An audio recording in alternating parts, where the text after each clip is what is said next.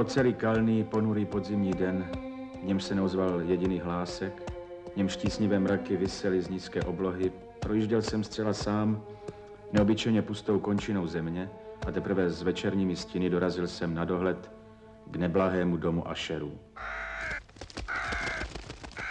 Na srdce mi dolehl chlad, skleslost, ošklivost. Myšlenky prostoupila neskonalá pustota a ničím na světě nedokázal jsem vykřesat z fantazie špetku vznešenosti. Co to jen je? Uvažoval jsem, co mě tak podlomilo při pohledu na dům Asherů. A přece jsem byl odhodlán pobít v tomto truchlivém domě několik týdnů. Jeho majitel, Roderick Asher, býval jedním z druhů mých dětských her, ale od našeho posledního setkání uběhlo už mnoho roků. Nedávno jsem však na vzdáleném venkově dostal od něho dopis. Dopis, na který pro jeho vášnivý naléhavý tón nebylo možno odpovědět jinak, než osobní návštěvou. Již rukopis prozrazoval nervové rozrušení. Pisatel hovořil o vážné tělesné chorobě, o duševní poruše, která ho přisužuje, o vroucím přání spatřit mě, svého nejlepšího, ba jediného osobního přítele. Opravdu neznám člověka, který by se v tak krátké době tak strašlivě změnil, jako se změnil Roderick Asher. Jen stěží jsem si mohl přiznat, že ta lidská troska přede mnou je totožná s druhem mých chlapeckých let. Přece rysy jeho tváře nestratili nic ze své pozoruhodnosti. Mrtvolně bledá pleť, oči velké a hluboké, nos jemného židovského tvaru s neobvykle širokým chřípím, rty poněkud tenké, velmi bledé, přitom však nádherně vykrojené, něžně vykroužená brada, nijak nevyčnělá a zračící tedy málo duševní energie, vlasy jemné a měkké. Tyto rysy vytvářely zjev, na který nelze jen tak zapomenout. Dosti obšírně líčil povahu své choroby.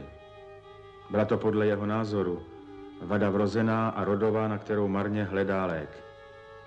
Podléhal jistým nadsmyslným představám o tom, jak prý si jisté vlastnosti již samé hmoty a tvaru rodinného sídla, jimž byl tak dlouho vystaven, podmanili jeho duši, jak nakonec hmotná podstata šedých zdí i kalného močálu, v němž se zrcadlili, ovládli duchovní podstatu jeho bytosti.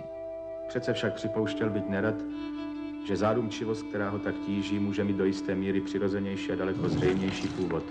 Je to těžká a vleklá choroba, ba blížící se již smrt jeho vroucně milované sestry. Za jeho řeči přešla zvolna Lady Madeleine, tak se totiž jmenovala, odlehlým zákoutím místnosti a zmizela, aniž mne spozorovala. V příštích dnech jsem ani já, ani Asher její jméno nevyslovili. A po tu dobu jsem se všemožně snažil rozptýlit přítelovu melancholii. Malovali jsme a četli spolu, nebo jsem očarován poslouchal, jak vášnivě improvizuje na svou výmluvnou kytaru.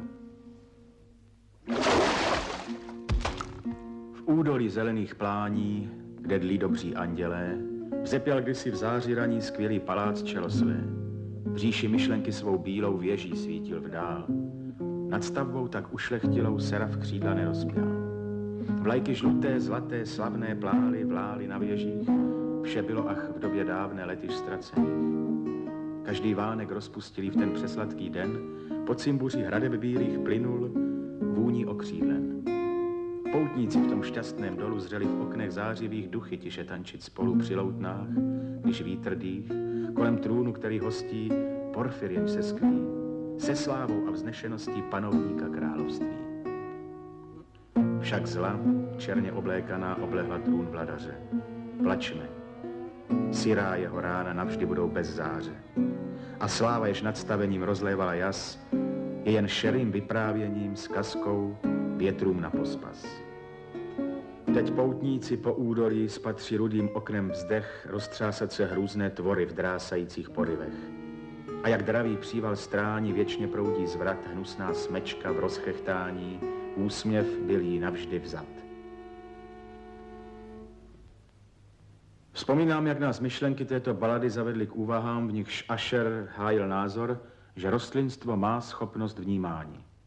Ovšem Asherova rozhádaná mysl dodala myšlence poněkud smělejší tvar. Podle něho vztahovala se tato citlivost za určitých podmínek i na říši nerostů. Jeho víra ovšem souvisela s šedými kameny sídla Asherových předků. Domníval se, že podmínky oné vnímavosti jsou zde splněny souladným seskupením těchto kamenů řádem jejich rozmístění i rozmístěním plísně, která je pokrývá, i zetlelých stromů kolem a především dlouhým, ničím nepřerušeným trváním tohoto seskupení i jeho odrazu v nehybné hladině močálu. Důkaz této citlivosti je prý přece patrný, ulekl jsem se, když to řekl, v postupném, ale vytrvalém zhušťování tohoto svébytného ovzduší kolem vody i zdí. Výsledek prý mohu rozpoznat v té tiché, ale neodbytné a strašlivé síle, která již staletí utváří osudy jeho rodiny. Jednoho večera mi stručně oznámil, že Lady Madeleine skonala.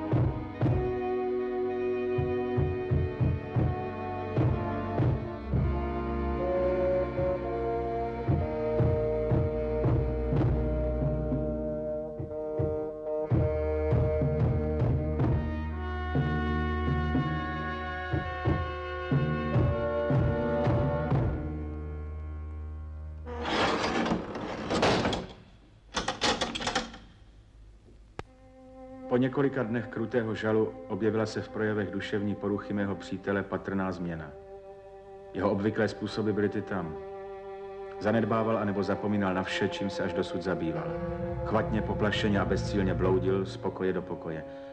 Jeho tvář, pokud to bylo možné, ještě příšerněji zesinala, avšak cpyt jeho očí na dobro pohasl. Měl jsem chvílemi dojem, že jeho nepřestajně vzrušená mysl zápasí s nějakým tíživým tajemstvím, že si dodává odvahy vyslovit je. Celé hodiny vytřeštěně soustředěně zíral do prázdna, jako by naslouchal nějakému pomyslnému zvuku. Cítil jsem, jak zvolna, ale neúprosně podléhám náporu jeho fantastických a přece podmanivých bludů. Neblahou moc těchto pocitů jsem poznal zejména v noci 7. nebo 8. dne po uložení Lady Madeleine do podzemní kopky. Ulehl jsem, ale spánek nepřicházel, míjela hodina za hodinou. Náhle upoutali mou pozornost lehké kroky na sousedním schodišti. Ihned jsem poznal, že je to Asher. Tak ty jsi to neviděl. Tak ty jsi to neviděl. S těmi slovy zastínil patrně lampu, přistoupil chvatně k jednomu z oken a otevřel je do kořán vstříc bouři.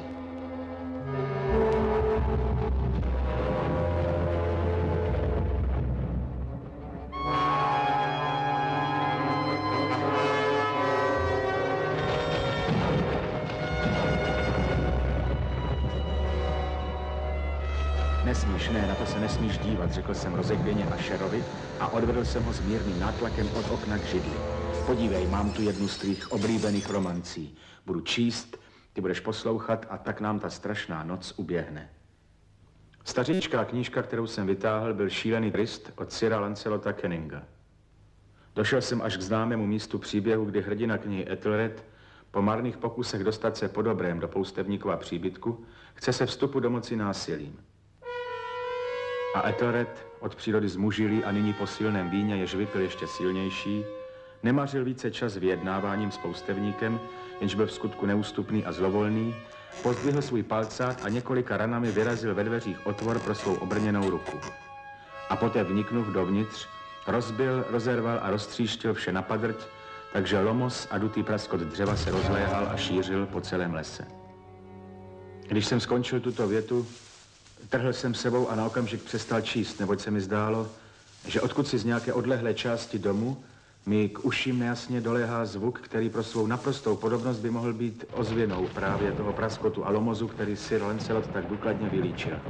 Byla to nepochybně náhodná schoda, neboť uprostřed drnčení, okení chrámu a obvyklého hluku a kvilu rozpoutávající se bouře mohl mne ten zvuk sám sotva upoutat či znepokojit. Četl jsem dál. Sotva však dobrý rek Ethelred vstoupil, pojal ho hněv a úžas, neb tu po zlovolném poustevníkovi nespatřil nejmenší stopy. Místo něho seděl před ním šupinatý, ohyzdný velikánský drak a na stěně visel tu štít z lesklé mosazy s tímto nápisem. Kdo vstoupil sem, vítězem byl.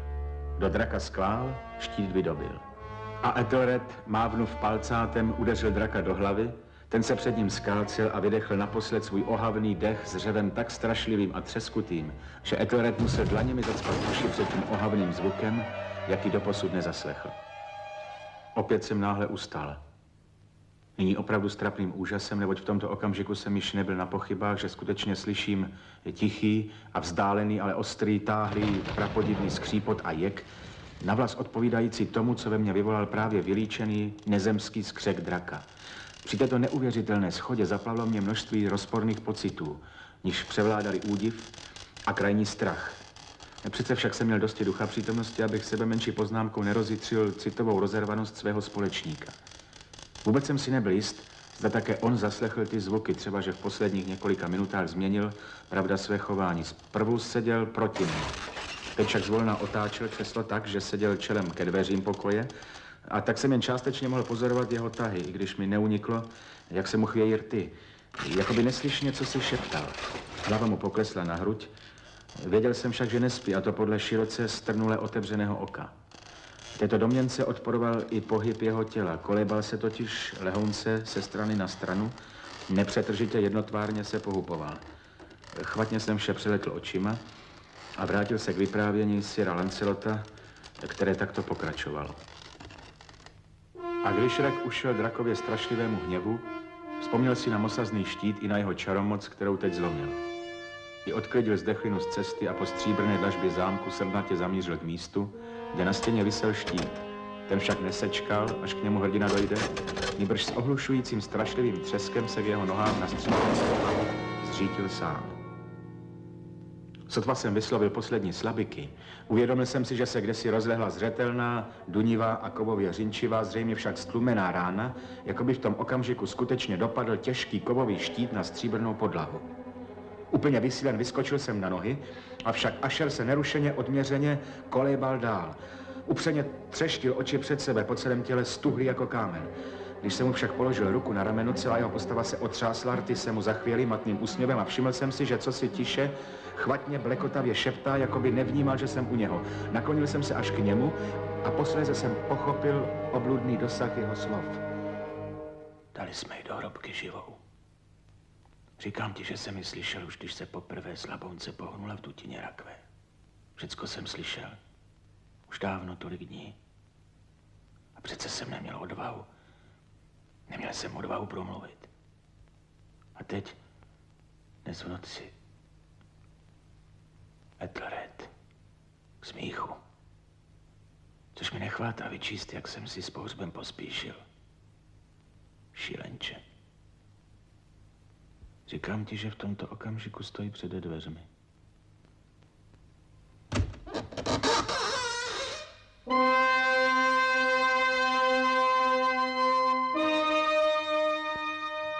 Lady Madeleine vteřinu zůstala stát na prahu a jen se chvěla a vrávorala.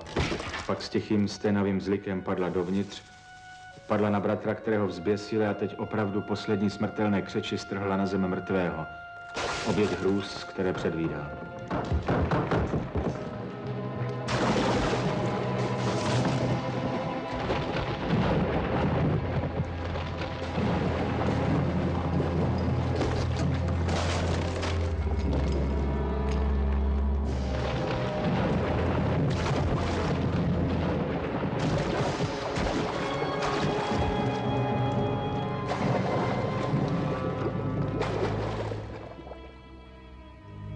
Pak se ozval táhlý, burácivý řev jako hlas tisícerých vod.